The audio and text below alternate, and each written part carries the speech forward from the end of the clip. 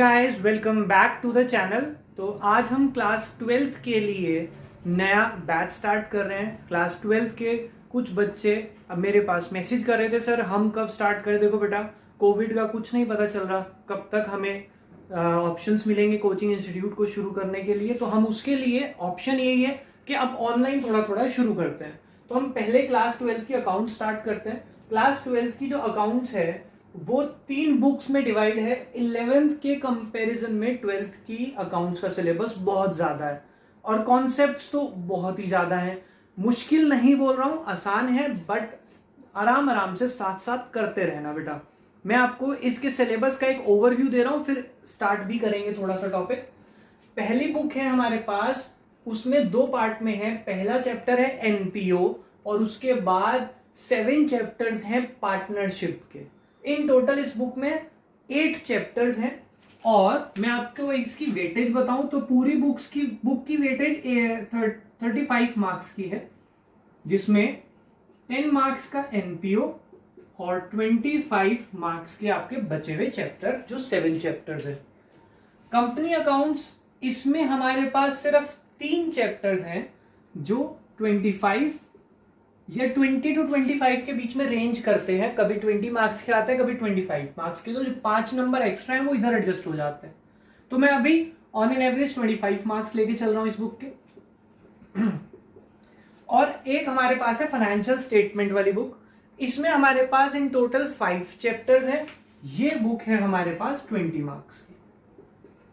तो ये टोटल करके हमारे पास आता है 80 मार्क्स टोटल, ठीक है।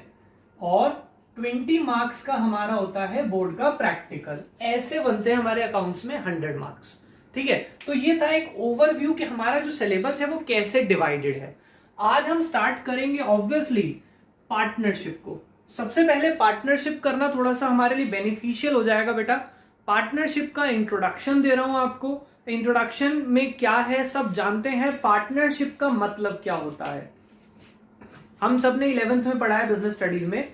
Partnership means when 2 or more person agrees to share the profit of the business carried on by all or any one of them acting for all। Sir ये क्या था बेटा? ये डेफिनेशन है। आप क्या जानते हैं? पार्टनरशिप वो बिजनेस जब 2 या 2 से ज्यादा लोग मिल के बिजनेस करें, उसको हम क्या बोलते हैं? पार्टनरशिप। अब ये जो पार्टनरशिप है हमने ये पढ़नी है कि पार्टनरशिप में अकाउंटिंग कैसे होती है। आपने 11th में जो अकाउंटिंग सीखी थी ना बेटा, वो सोल प्रोप्राइटर बिजनेस की थी, यानी कि कोई अकेला बिजनेस कर रहा है। अगर फर्म है तो वो बिजनेस करे तो उसकी अकाउंटिंग कैसे होगी वो हम इस बुक में सीखेंगे। अब बच्चे कहते हैं सर एनपीओ। बेटा एनपीओ करेंगे बट थोड़ा सा बाद में। रीजन बीइंग कि ये कोशिश करी जाएगी कि इसको फिजिकली पढ़ाया जाए, फिर भी लास्ट में अगर नहीं कोई मौका मिला तो एनपीओ भी ऑनलाइन कर लेंगे हम। स्टार्ट करते हैं। पार्टनरशिप का मीनिंग मैंने आपको बताया, जब 2 या 2 से ज्यादा लोग मिलके बिजनेस करें उसको आप पार्टनरशिप बोलते हैं। आप सब जानते हैं इसका मतलब। अब मुझे एक थियरी का जो इंपॉर्टेंट क्वेश्चन आता है पेपर में वो क्या है? Who can not be a partner in a partnership firm. कौन पार्टनर नहीं बन सकता पार्टनरशिप फर्म में? 3 लोग पार्टनर नहीं बन सकते बेटा, ध्यान से सुनेंगे। सबसे पहला अ माइनर। माइनर कौन होता है? Less than 18 years of age जिसकी होती है। 18 साल से कम का बंदा पार्टनर नहीं बन सकता। Number 2, a person of unsound mind, यानी कि ऐसा पर्सन जिसका दिमाग प्रॉपरली वर्क नहीं करता, वो भी पार्टनरशिप फर्म में पार्टनर नहीं बन सकता। तीसरा, a person disqualified by any court, जिसको किसी भी कोर्ट ने मना कर दिया कि आप पार्टनर नहीं बन सकते, वो पार्टनरशिप फर्म में पार्टनर नहीं बन पाएगा। ठीक है बेटा, समझ आ गई बात? राइट, इंपॉर्टेंट है, कर लेना। इसके बाद थियोरेटिकली कुछ बातें बुक में लिखी हुई हैं कि पार्टनरशिप फर्म में फीचर्स क्या क्या होते हैं। देखो फीचर बहुत इजी है, हमने 11th में भी पढ़े थे, मैं ओरली समझा देता हूं, आप सिर्फ पॉइंट को मेमोराइज कर लेना। पहला कि उसमें 2 और मोर पर्सन होते हैं। क्यों? क्योंकि सिंगल पर्सन तो सोल प्रोप्राइटर हो जाएगा ना, पहली बात। दूसरा, उनके बीच में एग्रीमेंट होना जरूरी है। एग्रीमेंट मतलब कि जिसमें टर्म्स और कंडीशन लिखी जाए, किसको कितना प्रॉफिट मिलेगा, कितनी सैलरी होगी, कितनी कमीशन होगी, सब। उस एग्रीमेंट को हम क्या बोलते थे? याद करो, 11th में पढ़ा है, partnership deed. Yes, partnership deed होना जरूरी है। 2 पॉइंट हो गए, पहला 2 और मोर पर्सन, दूसरा एग्रीमेंट, तीसरा उनके बीच में प्रॉफिट शेयरिंग रेशियो डिसाइडेड होना जरूरी है कि किसको कितना प्रॉफिट मिलेगा, जिससे कि कोई डिस्प्यूट ना हो। फोर्थ, उनके बीच में जो बिजनेस हो ना, that should be a legal और लॉफुल बिजनेस, यानी कि इलीगल बिजनेस की पार्टनरशिप अलाउ नहीं की जाएगी। तो ये 4 बातें आप याद रख लेना, ठीक है बेटा। इसके बाद अगला क्वेश्चन आपको बुक में जो थियोरेटिकली मिलेगा वो क्या है कि एक पार्टनर के पास क्या क्या राइट्स होते हैं। जब कोई पार्टनर पार्टनरशिप फॉर्म में बनता है, पार्टनर कोई भी पर्सन, आप सपोज मेरी पार्टनरशिप फॉर्म है और मैं आपको पार्टनर बनाना चाहता हूं, या आप पार्टनर हैं मेरे साथ। अब आप बताएं, एज अ पार्टनर आपको क्या क्या राइट्स मिलने चाहिए, क्या क्या हक होने चाहिए आपके। क्या आप पार्टनरशिप फॉर्म के बिजनेस में इंटरफेयर कर पाएंगे? जी। क्यों? क्योंकि आप पार्टनर हैं। क्या आप डिसीजन ले पाएंगे? जरूर लेंगे। क्या आप प्रॉफिट में हिस्से की डिमांड करेंगे? फॉर श्योर करेंगे, आप पार्टनर है ना। क्या किसी नए पार्टनर को एडमिट करने से पहले आपसे पूछना चाहिए या नहीं पूछना चाहिए? हमेशा पूछना चाहिए, सारे पार्टनर से पूछना चाहिए। सही बात है ना। कोई पार्टनर अगर फॉर्म को छोड़ के जा रहा है, क्या वो कभी भी चला जाएगा? नहीं, वो 1 महीना पहले फॉर्म को नोटिस देगा, उस नोटिस के बाद वो जा सकता है। समझ आ गई बात। किसी पार्टनर ने, अगला पॉइंट, किसी पार्टनर ने अगर कोई खर्चा किया फॉर्म के लिए, फॉर्म को बचाने के लिए, क्या वो खर्चा फॉर्म बाद में उस पार्टनर को दे देगी? मान लो आज कोई काम था फॉर्म के लिए, फॉर्म के पास पैसा नहीं था, मैंने खर्च कर दिया, क्या फॉर्म से वो पैसा मैं कल को ले लूं? जी, वो रीएम्बर्स हो जाएगा। ठीक है। लास्ट पॉइंट, अगर किसी पार्टनर ने, सपोज आप भी पार्टनर है, मैं भी पार्टनर, आपने फॉर्म को लोन दिया हुआ है, आपने फॉर्म को क्या दिया हुआ है? लोन। अब उस लोन पे आपको इंटरेस्ट मिलना चाहिए या नहीं? मिलना चाहिए। कितना? जितना आप कहेंगे उतना नहीं।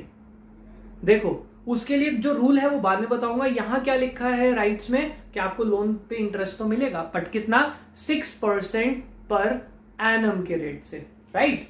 तो ये कुछ राइट्स हैं जो वहां लिखे हैं थियोरेटिकली, तो आप इसे पढ़ लेना बेटा। थियोरेटिकली पेपर में क्वेश्चंस आ जाते हैं, अब एमसीक्यूज का भी ट्रेंड है, तो ये बातें आपको याद रखनी पड़ेंगी, इनकी समरी बना लेना।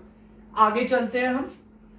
अगला टॉपिक जो मैं आपको करा रहा हूं, that is the partnership deed. चलो 1 मिनट, आपको इसकी फोटो क्लिक करनी है, करो। मैं इसको रब कर रहा हूं क्योंकि मुझे थोड़ा सा स्पेस चाहिए। चलो बेटा देखो, मैं टॉपिक करा रहा हूं आपको पार्टनरशिप डीड। ध्यान से समझेंगे सब। पार्टनरशिप डीड मैंने आपको अभी बताया क्या होता है। इट इज एन एग्रीमेंट, या इसमें लिखी जाती है टर्म्स एंड कंडीशन। ध्यान से सुनना, ये पार्टनरशिप डीड में कुछ टर्म्स और कंडीशन लिखी हैं। बच्चे कहते हैं सर ये टर्म्स और कंडीशन ऐसी क्यों है? बहुत ध्यान से सुनेंगे बेटा। जब ये कॉन्सेप्ट पार्टनरशिप का एग्जिस्टेंस में आया होगा, कब आया एग्जिस्टेंस में? 1932 में। मुझे कैसे पता? क्योंकि वहां पे एक एक्ट बना था, इंडियन पार्टनरशिप एक्ट 1932। एक्ट क्या होता है? पहले तो एक्ट होता है बेटा जहां पे किसी भी चीज के रूल्स एंड रेगुलेशन लिखे जाते हैं। तो पार्टनरशिप के रूल्स एंड रेगुलेशन लिखे हैं पार्टनरशिप एक्ट 1932 में। ध्यान से सुनना, उस एक्ट में पार्टनरशिप डीड के बारे में भी कुछ लिखा है। क्यों लिखा है? ध्यान से सुनेंगे, इस बात को समझेंगे। 1932 से पहले जब कोई पार्टनरशिप करता था तो पार्टनरशिप का मतलब नहीं पता था लोगों को। पार्टनरशिप में क्या होना चाहिए ये नहीं पता था लोगों को। लोगों ने क्या सुना, क्या समझा कि भाई हमारा बिजनेस है, हम 2-3 लोग मिलके कर लेते हैं, मिलके करेंगे ना तो आसानी हो जाएगी। क्यों? क्योंकि पैसा भी बांट लेंगे, प्रॉफिट भी बांट लेंगे, कोई बात नहीं, मिलके बड़ा बिजनेस कर लेते हैं। ऐसी सोच। अब शुरू तो कर लिया, थोड़े दिन बाद क्या हुआ? एक कहता है कि मुझे सैलरी ज्यादा चाहिए, मैं मेहनत ज्यादा करता हूं। एक कहता है मेरे को लोन पे इंटरेस्ट चाहिए। झगड़े होने शुरू हो गए। अब झगड़ा होगा तो क्या होगा, कोर्ट में जाएगा केस। अब कोर्ट ने देखा कि ये क्या हो रहा है, ये बिजनेस कम झगड़े ज्यादा हो रहे हैं, तो कोर्ट ने क्या कहा, देखो बेटा ध्यान से सुनना। आप, मैं और आपका एक फ्रेंड, हम 3 लोग पार्टनरशिप फर्म में पार्टनरशिप कर रहे हैं। हमने कोई एग्रीमेंट नहीं बनाया, या हमने एग्रीमेंट में ये चीजें लिख ली, देखो क्या, interest on capital, interest on loan, interest on drawings,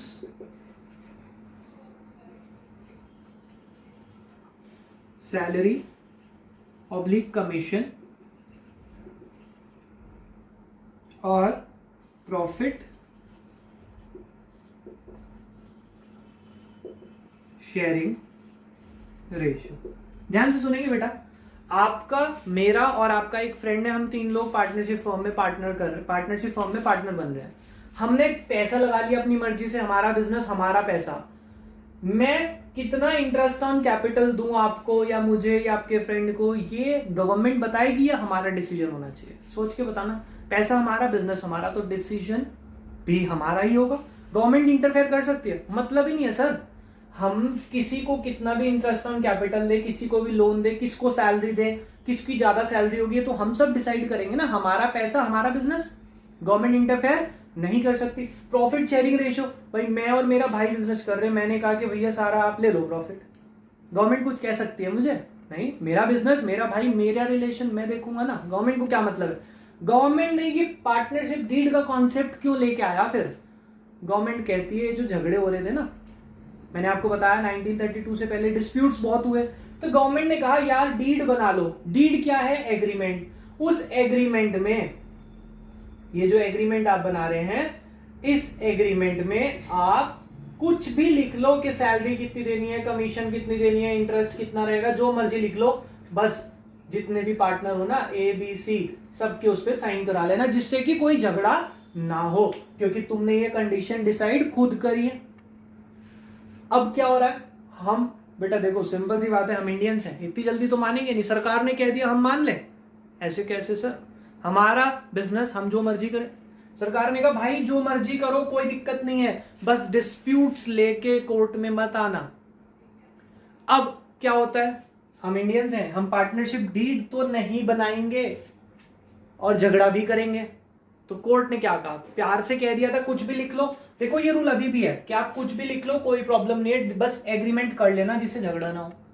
अब वो कहते हैं कि अगर आपने डीड नहीं बनाई, तो मैं लिख रहा हूं नो पार्टनरशिप डीड, और लिखा होता है, क्वेश्चन में लिखा होता है आपके पास, partnership deed is silent. Deed is silent का मतलब भी यही है कि डीड जो है वो इस मैटर के ऊपर साइलेंट है, बात ही नहीं करती। अगर ऐसा है तो गवर्नमेंट ने रूल बना दिया। क्या रूल बनाया, ध्यान से देखना, not allowed interest on capital, किसी भी पार्टनर को हम नहीं देंगे। समझ आ गई बात? Interest on loan allowed at the rate 6% per annum. Interest on drawings not to be charged. Salary commission not to be given. Profit sharing ratio equal. अब तुमने रेशियो डिसाइड नहीं करी, तो भाई लॉ तो सबको बराबर मानता है, तो सबको इक्वल देगा। आपको याद क्या रखना है, जब भी डीड साइलेंट है या डीड नहीं है, तो हमें सिर्फ लोन पे इंटरेस्ट देना 6% पर एनम, और profit sharing ratio should be equal. अब बच्चा कई बार कहता है कि सर ये लोन पे 6% क्यों, इसको भी हटाओ ना, नॉट टू बी कर दो ना, नॉट टू बी गिवन। बेटा ध्यान से सुनना, ऐसा लॉ क्यों बना, लॉजिक था उसके पीछे, बहुत बढ़िया लॉजिक था। देखो आपकी, मेरी और आपका एक फ्रेंड, हमारी पार्टनरशिप फर्म थी। हम बाहर वाले से अगर लोन लेते तो क्या उसे इंटरेस्ट देना पड़ता? जी। तो अगर अपनों ने लोन दे दिया, क्या उसे इंटरेस्ट ना दे? देखो ये तो गलत हो जाएगा ना।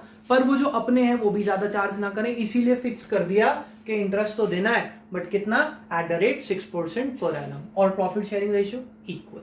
ये रूल बना दिए कि अगर आपने डीड नहीं बनाई तो आपको ये फॉलो करना पड़ेगा। अब बच्चे के दिमाग में कई बार डाउट आया, बच्चा कहता है सर ये नॉट अलाउड, ये चार्ज, ये क्या बात हुई। देखो बेटा ध्यान से सुनना, मैंने आपको बताया हुआ 11th में कि हमारी जो अकाउंटिंग होती है वो किसके पॉइंट ऑफ व्यू से होती है, हमेशा बिजनेस के पॉइंट ऑफ व्यू से। Very good. अब कैपिटल क्या है, सपोज ये आपका बिजनेस है, ये बोर्ड है जो बिजनेस है। कैपिटल क्या है, जो पैसा आपने लगाया उस कैपिटल पे आप इंटरेस्ट लेंगे, यानी कि फर्म को देना पड़ेगा। तो फर्म कह रही है नॉट टू बी अलाउड। अब ड्राइंग्स क्या होती है, वो पैसा जो आप फर्म में से निकाल के ले गए, वो आप पर्सनल यूज के लिए लेके गए ना, तभी तो ड्राइंग बोला। अब आप उस पर इंटरेस्ट देंगे तो फर्म को तो मिलेगा ना। हमारी अकाउंटिंग किसके हिसाब से होती है, फर्म के हिसाब से, फर्म को मिलेगा। तो फर्म कह रही है नॉट टू बी चार्ज, मैं चार्ज नहीं करूंगी और ना ही इंटरेस्ट ऑन कैपिटल दूंगी, ना ही सैलरी कमीशन दूंगी। नॉट टू बी अलाउड और गिवन। समझ आ गई बात। तो इसके ऊपर बेस हमारे पास क्वेश्चन आता है, वो जो 1 मार्क के क्वेश्चन है। आप जब कोई भी बुक खोलेंगे स्टार्टिंग में 5 to 6 question and illustrations are based on this concept जो आज हमने कवर किया। इस कॉन्सेप्ट पे न्यूमेरिकल पेपर में भी आता है, बुक में भी है। चैप्टर जब आप खोलेंगे तो बुक का चैप्टर नंबर 2 है इंट्रोडक्शन टू पार्टनरशिप, उसका बेसिक मैंने थ्योरी कवर कराई और एक न्यूमेरिकल पोर्शन का थोड़ा सा पार्ट कवर कराया। आप इसको कवर करें, बाकी करेंगे नेक्स्ट क्लास में। अभी के लिए बाय बाय।